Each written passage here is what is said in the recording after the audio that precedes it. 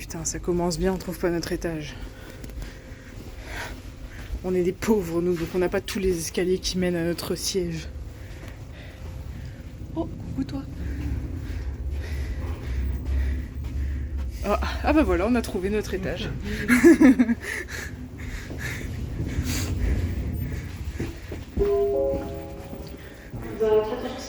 Bon, et il n'y avait pas que l'étage qui était difficile à trouver.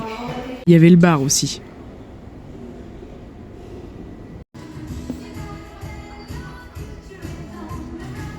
Mais de toute façon, la fatigue a rapidement pris le dessus et on est vite parti se coucher.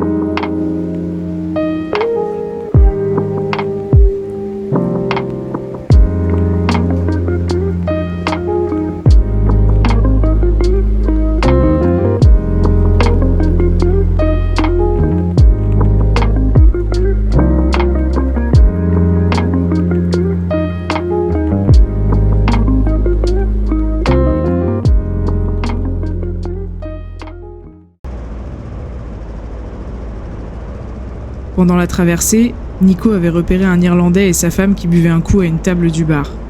Il est allé leur demander « Si vous aviez un coin à nous recommander de visiter en Irlande, quel serait-il » Bon, forcément en anglais ça sonnait pas comme ça, mais vous avez compris. John, puisque c'est comme ça qu'il s'appelait, nous a recommandé de visiter la péninsule de Dingle, à l'ouest de l'île. On garde cette info dans un coin de notre tête, et on prend la route vers notre première étape, le Ring of Kerry. On essaie de s'acclimater à la conduite à gauche, mais c'est vraiment pas évident. Le plus dur, c'est de se faire au sens des ronds-points et des intersections et d'abandonner nos réflexes de conduite à droite.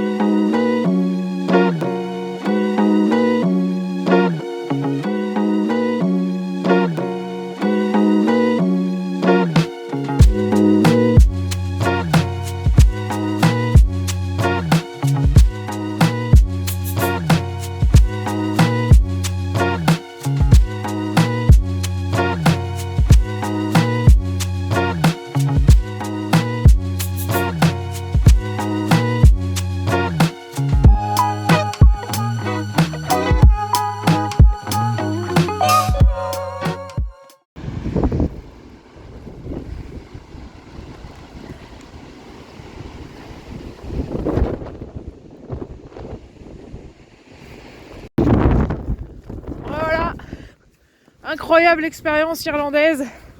avec un temps magnifique, des rafales de vent.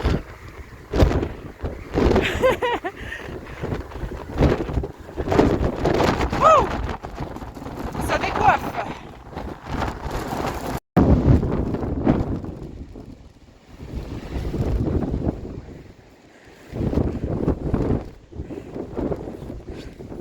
Hein, on va vite continuer la visite, hein, parce que là ça mouille.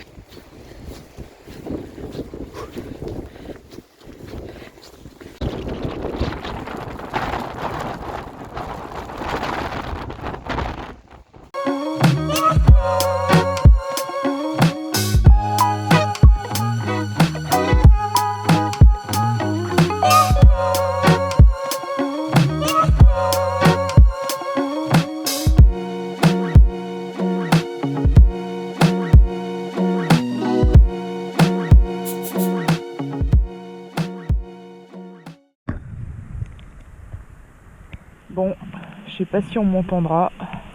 De toute façon, c'est hors des questions que j'enlève mon casque. C'est le gros déluge. J'ai une piscine dans mon pied gauche. On est tellement trempé que même les mousses à l'intérieur des casques sont mouillées. On a des gouttes de pluie à l'intérieur des visières, ce qui fait qu'on voit plus rien. Nico est en train de nettoyer son casque comme il peut. Ce soir, ça va être hôtel, en espérant qu'on en trouve un à la dernière minute. En plus, la route est pas ouf. Et il y a du vent de malade qui nous déporte aussi sur la route. Bien flippant, surtout pour une première journée de conduite à gauche. On adore, bienvenue en Irlande. On a encore 1 heure de route là. Toute la cour aussi. J'espère qu'on va trouver un hôtel un peu sympa et de quoi manger pour se récompenser dignement, parce que là, clairement, oula, vu la journée qu'on vient de passer, il y a intérêt que le repas soit bon ce soir. Ça fait une sacrée ambiance là. La météo avec le paysage, les roches, la végétation. On va quand même essayer de profiter de ça, même si les conditions sont vraiment pas optimales pour nous là. C'est un peu dur, j'avoue. Pour un premier jour, on s'attendait quand même à quelque chose de plus accueillant.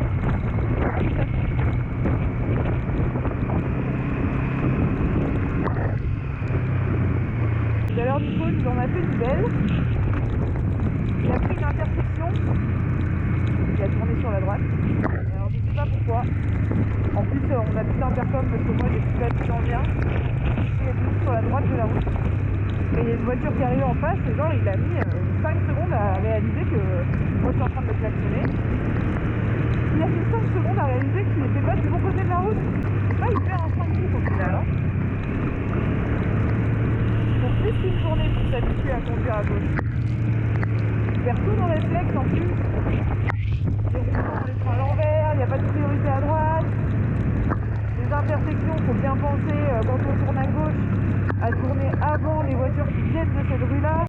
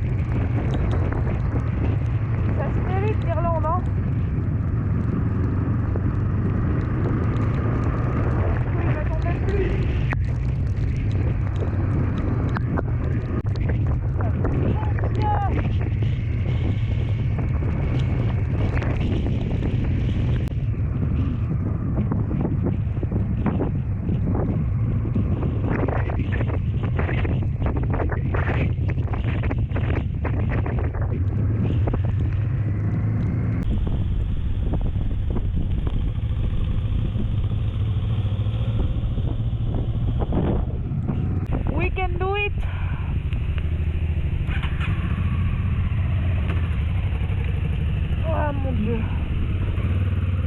Je suis frigorifiée. Je pense que je pourrais me pisser dessus. Je le sentirais même pas. Tellement je suis trempée. Et je sais toujours pas où on dort ce soir. Ouh. Mon Dieu. Ah, je suis trop content.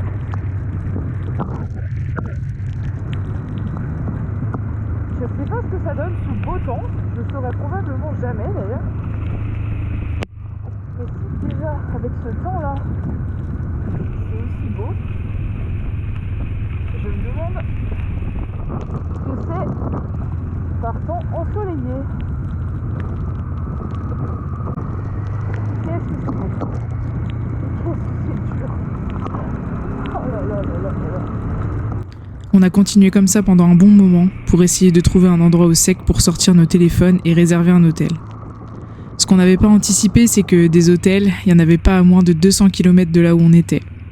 Alors on s'est arrêté dans le premier bar qu'on a trouvé, le Blackwater Bar, en espérant trouver un peu d'aide.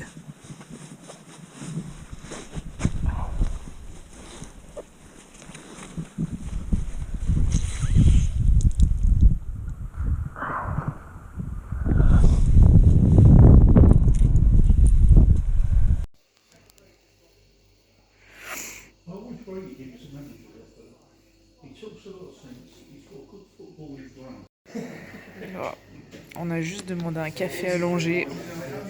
On est quand même super bien reçus, quoi. Et en plus, elle va peut-être nous trouver un hôtel, la patronne du bar. Elle connaît quelqu'un, elle est partie l'appeler, savoir si elle peut nous accueillir ce soir. On croise les doigts, très très fort. Cette fameuse amie affichait complet pour sa chambre d'hôte ce soir-là. Mais elle a quand même accepté de nous héberger dans la chambre de ses enfants. Par chance, elle n'était qu'à 1,5 km de là où on s'était arrêté. On s'est donc empressé de s'y rendre pour être au sec. Notre désespoir a payé, puisque on est détrempé. On a étendu toutes nos affaires, mais ce sera jamais sec pour demain. Et on avait encore 1 heure de route normalement, mais on n'en pouvait tellement plus et on s'est dit qu'il fallait qu'on trouve un hôtel. On s'est arrêté à Blackwater Tavern. C'est un bar